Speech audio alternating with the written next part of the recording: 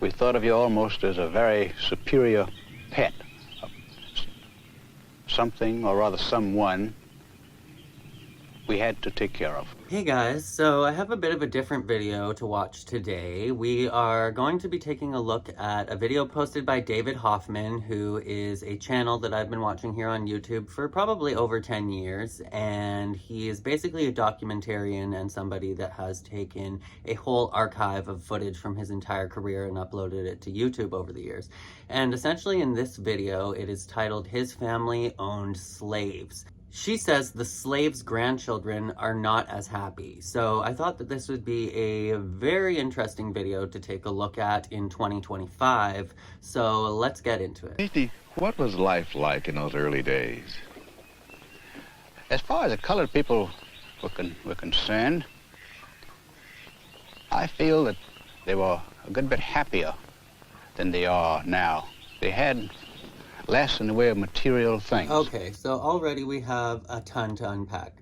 First off, gorgeous background, beautiful place to have an interview. Why are we interviewing a white man about the experience of what we're calling colored people in this time, which in this video is probably, I'd say, from the 60s. I'm not sure the actual specific date, 60s, early 70s, I'm assuming. And back then they were still universally using the term colored people among the Caucasian white community. We no longer use that term for very obvious reasons, but let's get back into this. But I can remember back in the 20s, and I was a small boy, they were always singing at their work. They had a great sense of humor. And now today, they just don't seem to care much about that as they used to. And I think they've lost their sense of humor somewhat, which I deplore. Which I deplore. Okay, so he hates the mentality of the colored people, as he's saying in this video. First off, I'm only 30 seconds into this video, but I would just like to applaud this interviewer for being able to stay so calm and to listen to this interview and to be able to conduct the interview and ask the questions without getting up and giving a... What do you think are the differences between the races? I think there's a refusal to accept responsibility. I think there's a lack of motivation. I've tried here. Okay, I thought he was going to say on his part, which would be like the intellectual response to have, there is a lack of accepting responsibility for enslaving this entire race. It's you. It's you. And I'll stand there. Okay, I'm literally befuddled by this response. So there is a lack of responsibility being taken by the black people, you're saying, not the person that is owning the slaves. Okay, got it. Cool. Moving right along. I've tried here to promote people to foremen, superintendents, but they just refuse to do it. They just don't want the responsibility. They don't worry like the white man. If they have troubles, they go to sleep and wake up the next morning, and that trouble is over. Are you paying them for the responsibility to have? Are we talking about the slaves here, or are you talking about people that you have hired today and they don't want to be promoted?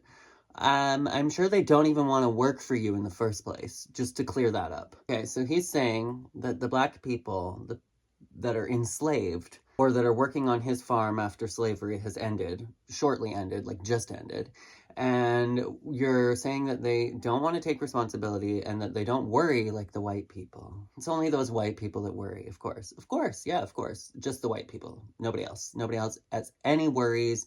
It's just carefree, lackadaisical life for them. So I think what this man is so ignorantly perceiving as a lack of worrying is actually a lack of being able to make any kind of fundamental change. So they are going to bed hopeless.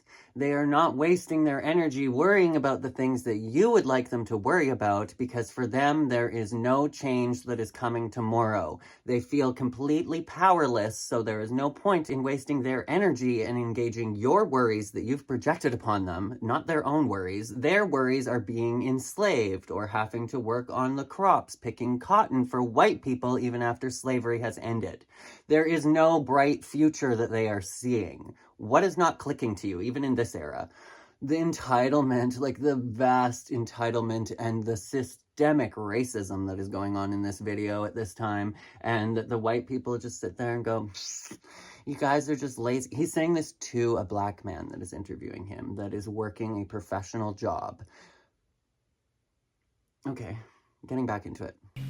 Is it possible that white people have something to do with the lack of ability for blacks to assimilate into this culture?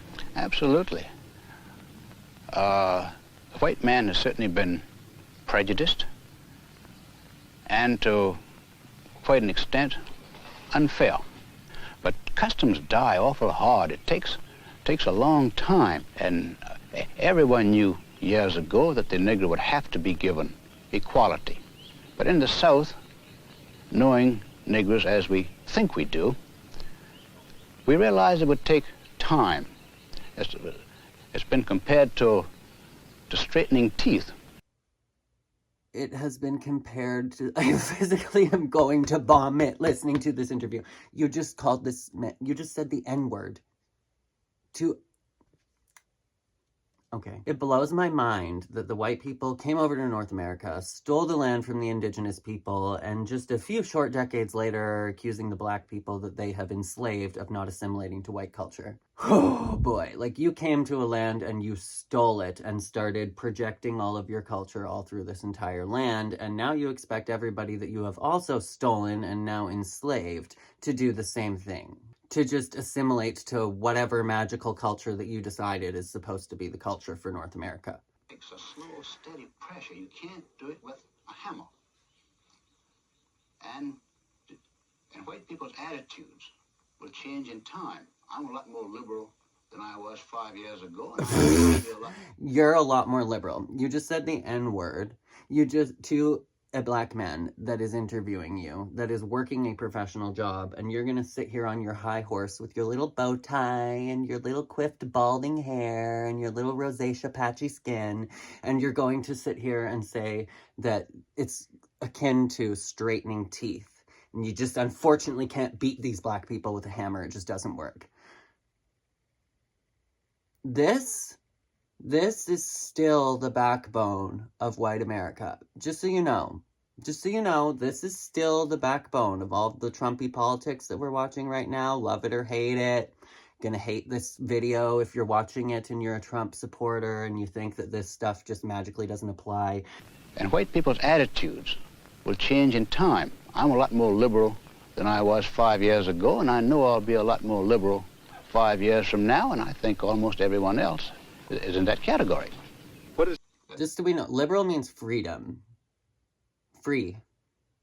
You're talking about slaves that you want to beat with a hammer so that they assimilate to you and your likeness and your culture and what you want them to do. Not what they want to be doing.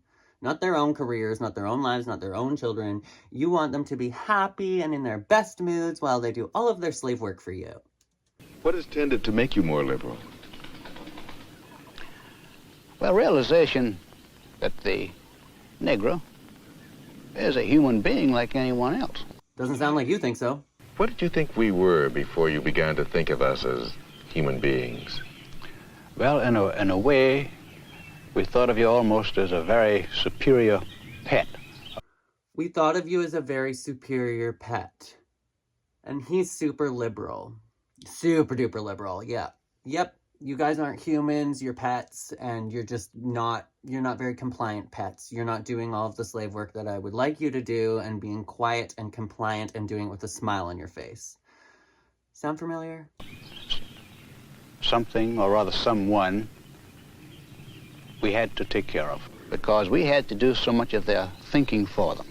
We had to do almost everything for them except living their own lives. Anything outside, we had to do for them. Oh my God, it's literally every 2 seconds. You had to do all of their thinking for them. You had to take care of them. You indentured them into servitude so that they would do all of your work for you. Do you think that you were going to go out on those fields and that you would crop this entire field, your acres and acres and acres of land, and that you were doing all of the work with all of your brains and making all your money? No, You fucking forced people to do the work for you, and then you have the audacity to sit in a chair 20 years later and be like, you know what? We just have to do everything for them because these pets just aren't smart enough. Blows my mind. I don't give a crap what era this is. The fact that anybody could compute these thoughts through their own brain cells and think that they were justified and then speak them out loud because you also think after reviewing them in your head that they're still just, blows my mind. And then you call yourself a liberal. Just to clarify, you had to do everything outside for them because you purchased them and did not allow them to leave the homestead unless they were doing chores for you. Just to make that clear. It's not that they were incompetent, it's that you didn't allow them to, and you purchased them as if they were some kind of fucking object to be purchased. Moving right along. So Daisy was my little playmate, my maid, my friend, and the daughter of old Catherine, who was the cook that we adored. And so all those years we played together and everyone was happy. We never heard of all these things that we hear about today. And there were nearly 100 enormous rice plantation with many animals around and a beautiful old house and about 100 colored people there. But we loved them. They were our friends.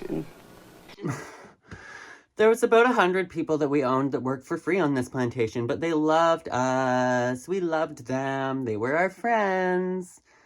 This is the historic entitlement and privilege that has just woven its way through the last 100 years of American society. And it blows my mind that people were so ignorant, and not ignorant in a rude way. I mean ignorant as in the definition of the word, like they're ignoring the situation that is at hand. If the roles were reversed, would you be happy to be one of those 100 people that is called a pet, that is completely useless to do anything on their own and work on a farm and be owned by a family of white people? Would you like that?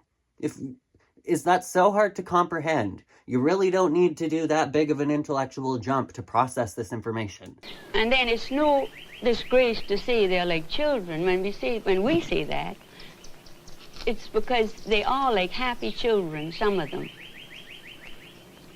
Because they like to sit in the sun and rather than work hard. Were you working at all? No. You're getting pissed off that aren't working because you've been told by your white culture that that's what they're supposed to be doing. But are you working? No, you're out there playing in the sun. Meanwhile, you're here criticizing the fact that they aren't there working. They just want to be kids. They just want to sit in the sun. Well, yeah, they're literally owned by your family. It's... and they'd rather play than work. If you could, would you paint a picture for us of what it was like on the plantation in your early days? It was a lovely, happy time, living in open spaces with many lovely colored people and animals and flowers and fields. My father had everything thoroughbred, from the pigs, horses, the dogs, and the people had to be thoroughbred. And we would get into a buggy with him and drive to the plantation from what we call the pine land where we lived. And we would spend, every Saturday this was, and we would spend the day in old Fortune, I can see him now, would give us dinner, and we would have a heavenly time. And old April, he was the dairyman, that's all he did. While you're sitting on your fucking hiney, sitting around a dinner table with your thoroughbred white people, eating the dinner that he's slaving in the kitchen to make for you, for free. All he did was to skim the cream over these great big bowls of clabber and put them in the wooden churn. And that was April's job. It was so nice when we had all these slaves that just made us all of this food and did all of the work for us. It was a really lovely childhood. I really enjoyed it. Churn this marvelous fresh butter. That was April's job. He didn't do anything else but love us and skim the cream. They didn't do anything else. They wasted their entire life skimming the cream for me because I'm an important white person. Literally infuriates me to watch this stuff. But what infuriates me more is that this still exists. We still have a society of Americans that believe that they are more entitled than their other fellow Americans, that believe that they deserve better work opportunities, that they somehow inherently deserve better than other people of other races or other people that have moved here from other places or that were born in different countries.